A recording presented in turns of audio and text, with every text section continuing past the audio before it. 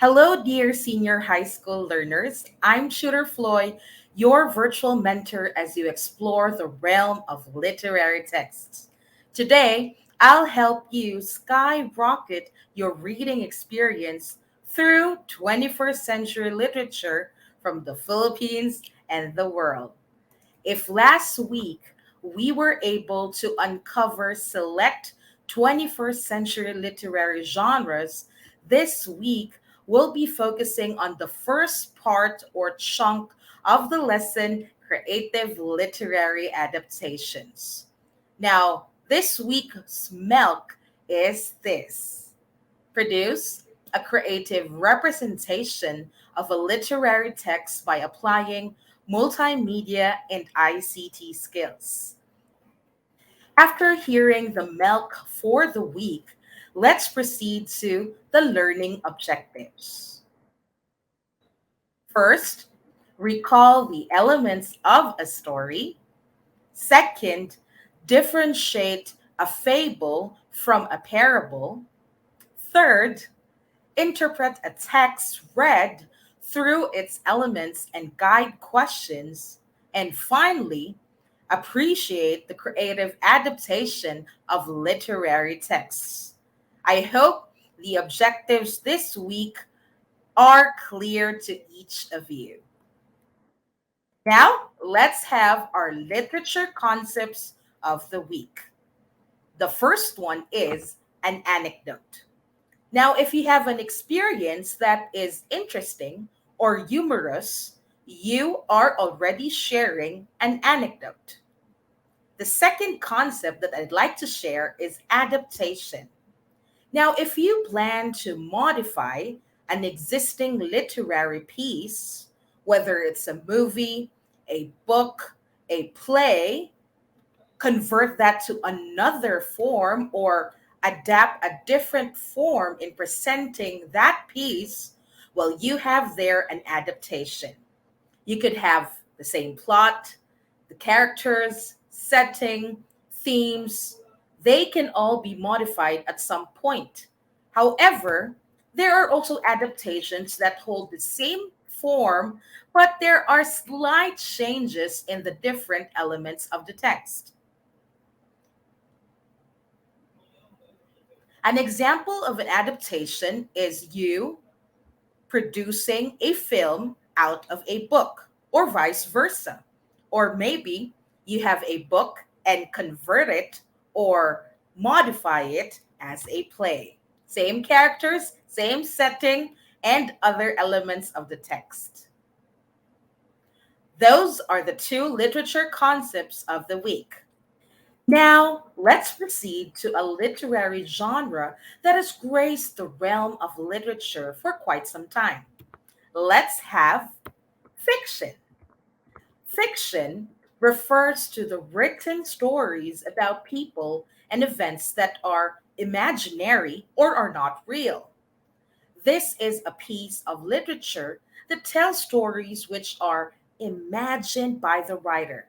And if you get to enjoy it, well, good for you. The literary genre fiction branches out to different types. One of its types is short story. A short story is a brief fictional prose narrative. In terms of length, it is shorter than a novel. You'll see few sentences, nope, not few sentences, few paragraphs, few pages, and this type of genre usually deals with only a few characters. This time, join me in revisiting the basic elements of fiction. Yes, I'm pertaining to the elements of short stories, myths, legends, fairy tales, and many other fictional works that you know of. Let's begin with the first one, which is the time, the place in which the events in a story takes place. This is known as your setting. Now, what's so beautiful about setting is when it comes to time, we don't just refer to 7:30 a.m., 10 p.m., or in the morning, dusk, night. Time may mean different thing. It could be a historical period, a time of day, which I just gave a while back, the year, the hours, the decades, even when the story took place. When it comes to place, the good thing about it is we're not only focused with geographical location, we can also consider maybe a corner of a room, the ceiling, the floor, all those that include or describe where the action took place would be part of place. Now, there are also other variation for setting. We have weather condition. Is it rainy, sunny day, stormy day? We also have social condition. So all the mannerisms, the customs, speech, the way people dress in an area, those that characters portray in the story are considered as social conditions. And finally, the mood or atmosphere. So, what is the feeling that is being created at the beginning of the story? Is it cheerful? Is it scary? Is it gloomy? Or is it eerie? So, everything that I just mentioned to you guys is part of setting. Let's hop into the second element of fiction, which are the characters. Now, who are the characters? The characters in a story can be classified into two. The first one would be the heroes or the protagonist in a story. The second type would be the ones steering the plot, the ones who are giving so much flavor and action in the story and who go against the main characters or the protagonist. These are known as the villains or the antagonists. On a side note, the worst thing that could happen for a writer is to feel indifferent toward the character. Worse, if your readers couldn't really relate with the character, well, if I'm the writer, I'll definitely cry at the end of the day.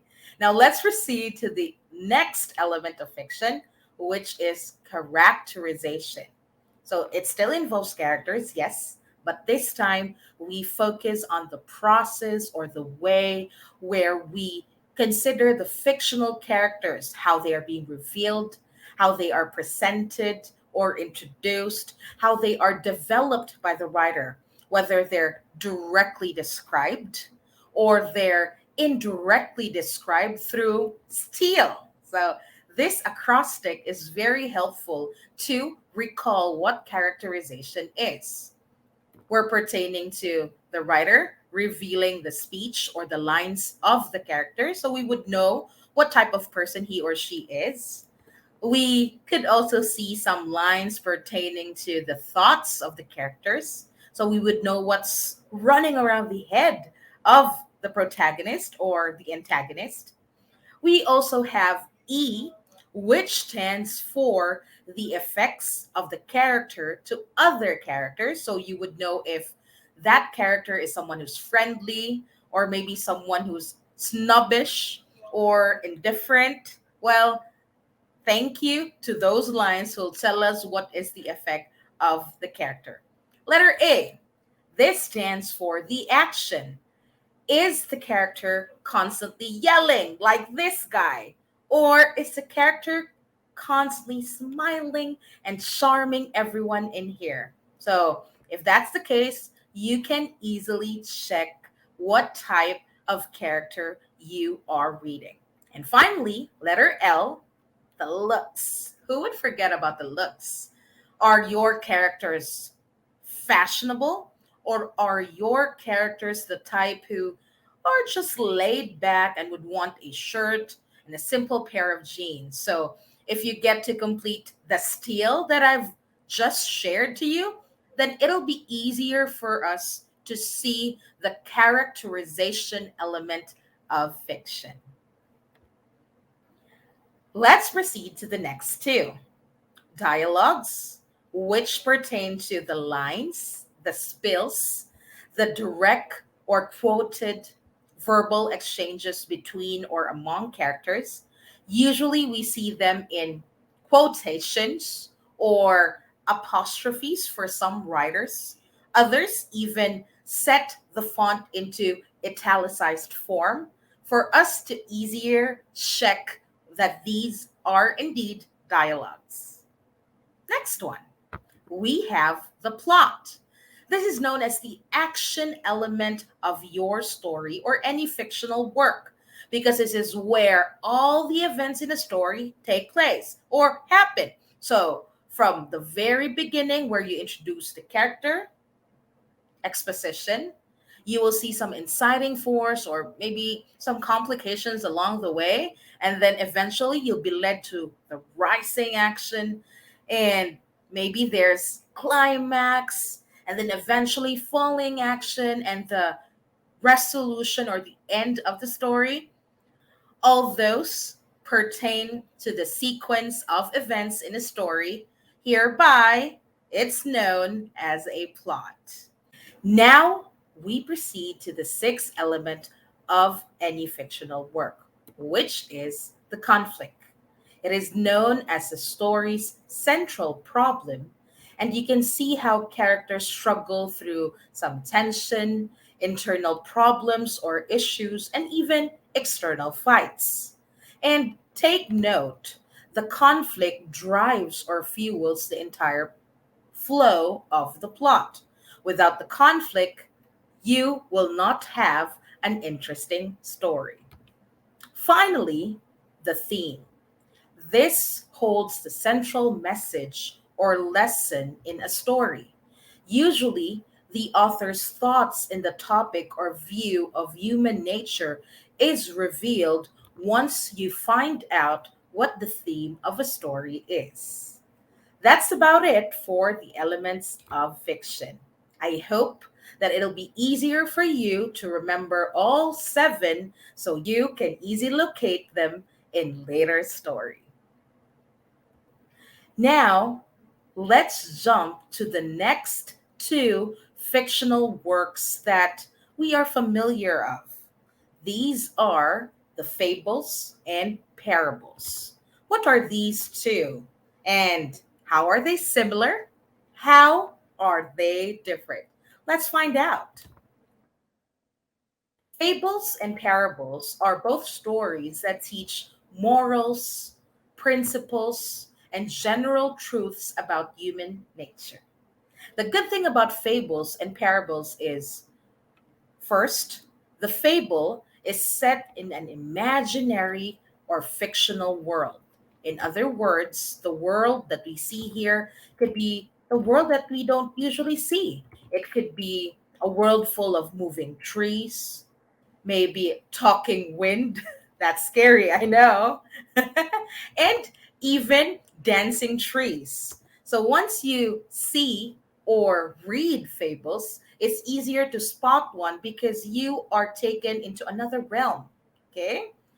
Parables, on the other hand, are rooted in real occurrences or everything that you see in reality, your bedroom, your neighborhood, these are all similar to the scenes that you see in parables. Fables and parables also consider the audience interest and time. They present characters we can easily identify with. For fables, we see non human characters, trees, pillows, animals, the mirror, the wind, that are being personified.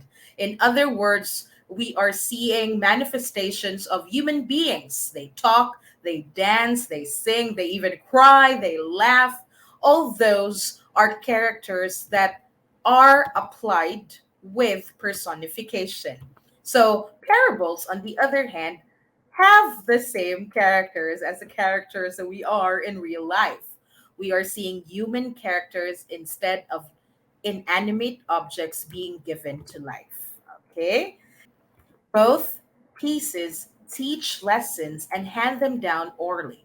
In the past, there's this so called oratures or oral literatures. In other words, texts or stories are passed on through a word of mouth.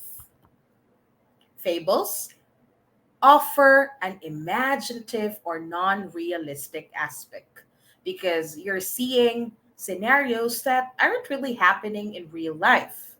While parables almost always have this religious or spiritual aspect. There's always this mention of a God, you clinging to the universe and making sure that the universe receives your energy and you'll get that energy back, and so on. But what's so beautiful about fables and parables is both differ in style as well.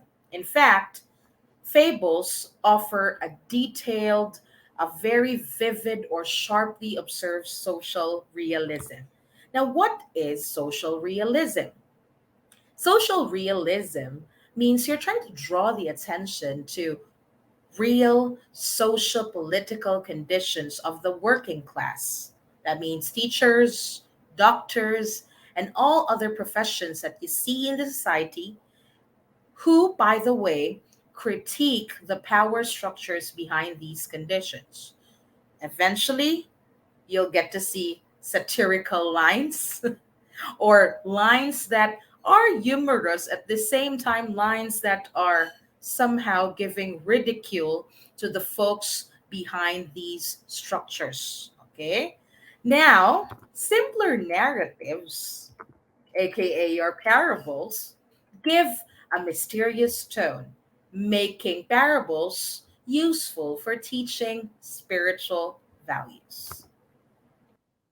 Those are the characteristics of fables and parables. Now, let's move on to some examples. Let's begin with fables. Very famous fables out there would be Aesop's fables, the tortoise and the hare, or the animal that's similar to a rabbit, the lion and the mouse, the famous The Ant and the Grasshopper. Okay, this is famous because this fable shares to readers that, like an ant, you have to be prepared before a negative incident would happen. Let's say the ant gathers so much food before it's winter. So when winter comes, he, let's personify the ant this time, he or she will not worry anymore for his or her supply. On the other hand, in this fable, the grasshopper had the hard time surviving or beating the winter because, first, he or she is cold. At the same time, he or she does not even have a supply of food. So be prepared, guys. Another example of fables would be fables that are included in the tales or are among the tales. Just like this example illustration, you have 1001 Nights or Arabian Nights. So that is an example of a piece which holds fables in it. Okay. Another would be the very famous sermons or experiences of the monks in Geoffrey Chaucer's Canterbury Tales. Another set of example for fables would be children's tales featuring a cautionary fable, the very famous Little Red Riding Hood. You can see the wolf being personified, talking so cunningly, just like some human beings. So you definitely have some fables there. Another would be George Orwell's Animal Farm. That's a famous one. And if we adapt those fables into the big screen, we have the Pixar films Toy Story or Cars. Whew, so many information, I know, but not to worry. I'll be sharing to you a fable that's amusing and meaningful at the same time. Let's begin with this dog. There was this dog who was fond of eating eggs. The dog loves the egg so much that one day he mistakenly considered a shellfish as an egg. He opened his mouth wide and swallowed it down in one gulp. Little does this dog know that the weight of it in his stomach caused him intense pain. And eventually, the dog cried, saying, "Serve me right," he said, "for thinking that anything round must be an egg." Adorable dog. Anyway, the fable is a perfect example of a simple scenario or a simple narrative or story that teaches a general principle of conduct by presenting a specific example of behavior. In this case, the behavior of the dog. Now, to define the moral, people who rush into things without using judgment run into strange and unexpected danger. For this case, the dog had a difficulty weighing the shell inside his stomach. Now, Aesop was able to successfully do this because there is this essence of being able to draw a moral about the dangerous effects of gluttony. It's not just you getting a bad incident. It's really the wider effects of the moral sin gluttony. So, because moral is evidently embodied in this story, well, we can easily identify with the character even if it's an animal. Enough with fables, let's have some examples for parables. There are well known or popular stories or fairy tales out there that are considered as secular parables. A perfect example of secular parables or non religious parables would be Hans Christian Andersen's Emperor's New Clothes. Remember when the king was fooled that he is wearing something when in fact he wasn't anymore? Well, that's a perfect example of not being too cocky would help you meet the right people, have the right choices, and really discern what looks good, what doesn't, or who among the folks in your area or those surrounding you are ones that you can trust with your whole heart. Another example of parable would be those that are common, the ones that are religious in nature. The parable of the sower, the rich man and Lazarus, and the good Samaritan. Now, the story of the pencil. So we have a pencil, an eraser, and a sharpener. This is a parable from Paulo Coelho's novel, Like the Flowing River. So the parable is part or inclusive of the novel. This is very reminiscent of the piece, The Parable of the Pencil. So there's an original text, which is The Parable of the Pencil. And then Paulo Coelho is somehow inspired by that parable, created his own version of the parable, hereby making a creative literary adaptation. So let's try to read the story of the pencil. I hope you'll read along with me. A boy was watching his grandmother write a letter. One point he asked, "Are you writing a story about what we've done? Or is it a story about me?" His grandmother stopped writing her letter and said to her grandson, "I'm writing about you, but more important than the words is the pencil I'm using. I hope you will be like this pencil when you grow up." Intrigued, the boy looked at the pencil. It didn't feel or seem very special, but it's just like any other pencil I've ever seen, said the boy. Well, that depends on how you look at things.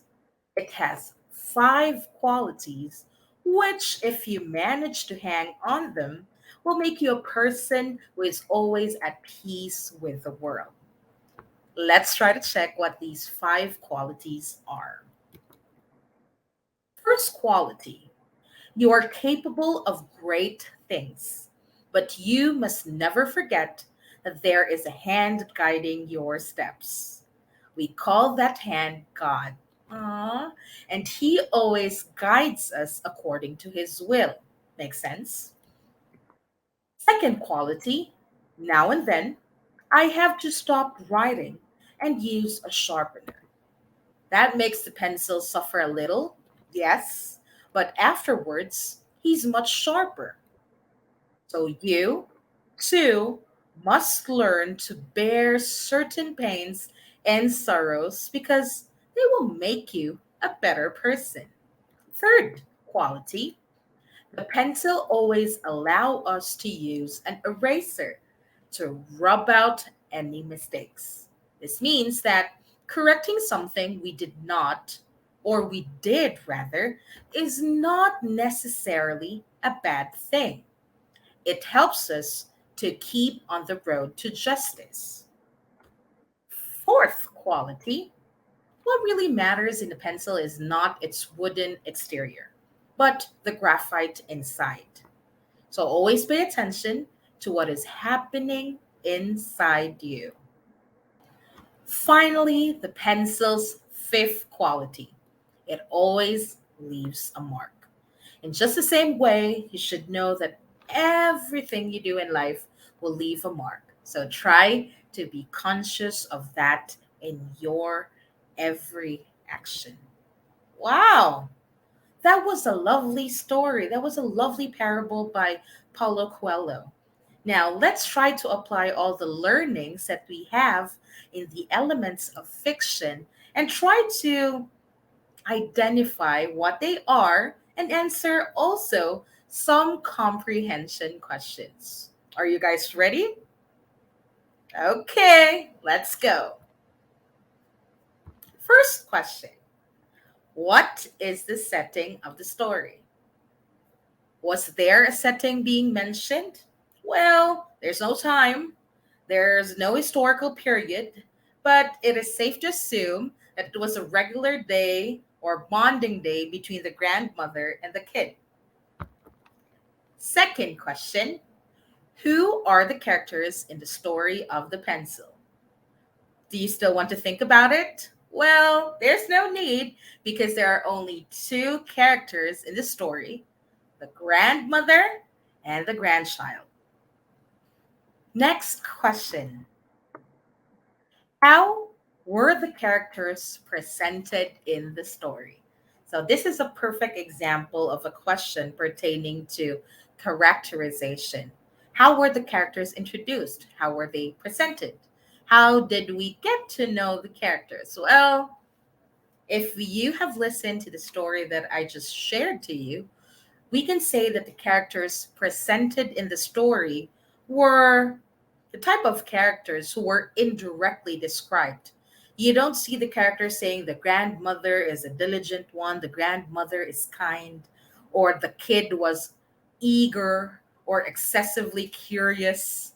But we can see or describe both of them with those qualities after hearing all the things that they say or the spills that they share in the narrative. So the dialogues per se. Okay. Next question, were there dialogues included in the story? Hmm. There were. Those were the dialogues or the lines or spills that we see, which are often italicized, or maybe you can see the apostrophe, open close apostrophe in the text. Those were the dialogues, the lines that the grandmother shared, or even the kid was asking questions. Those were the dialogues between the two. Next one. Okay. Was there any conflict in the story? Was there?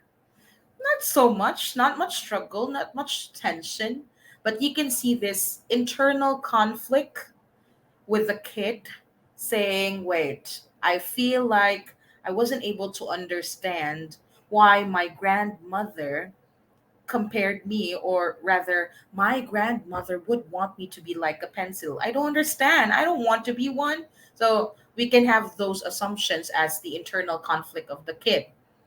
External conflict, not so much because he was just sharing his conjecture that, really, grandma? Me? A pencil? Okay.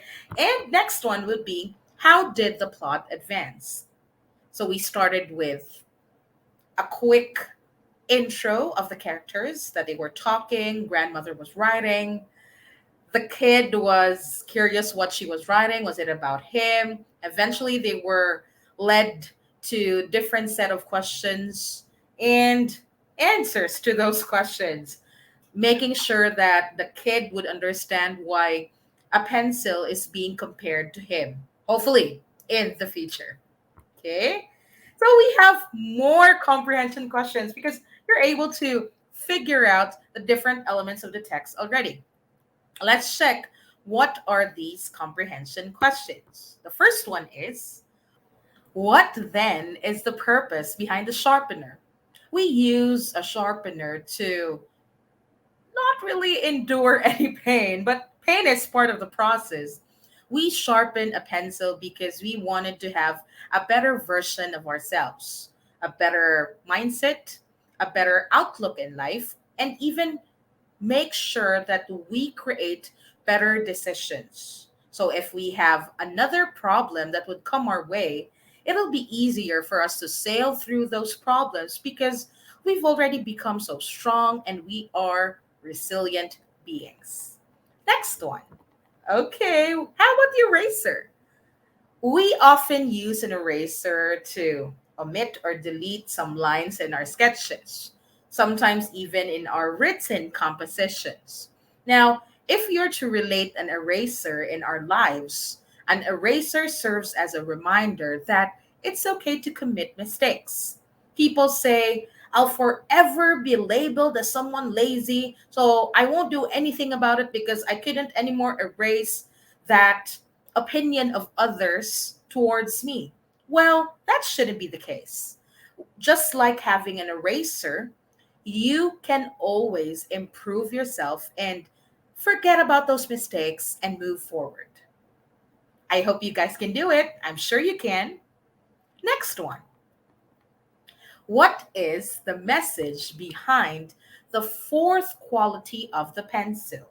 Hmm, what was it about? What was the fourth quality?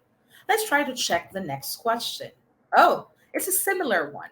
We're asked, how about the fifth quality? So, what exactly happened in the fourth and fifth quality? So, what did the grandma really want the grandchild to realize? Fourth, what's inside is what matters. Just like the graphite, we would like you guys, you kids, to pay attention to what's happening inside of you.